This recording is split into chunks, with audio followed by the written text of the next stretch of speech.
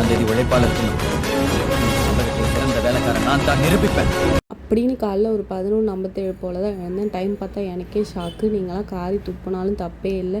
இன்றைக்கி ஒரு நாள் தான் நான் லீவு சரி அப்படின்ட்டு நான் பாட்டுக்கு தூங்கிட்ட போல். எழுந்து பார்த்தா எனக்கே ஷாக்காக இருந்துச்சு. சரி ரூம் க்ளீன் பண்ணலாம் அப்படின்னு சொல்லிட்டு ரூமை பார்த்தா ரொம்ப குப்பையாக இருந்துச்சு. அது பார்த்தாது நான் மேலேருந்து எல்லா குப்பையும் இறக்கி ரூமை வந்து க்ளீன் பண்ணணும்னு டிசைட் பண்ணியாச்சு.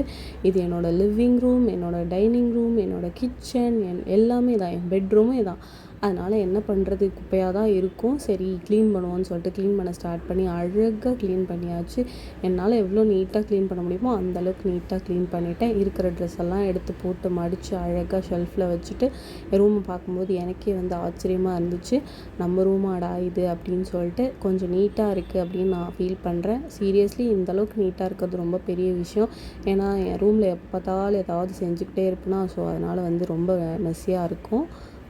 A few moments later.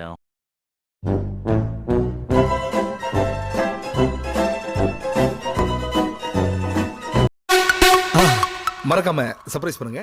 Thank you.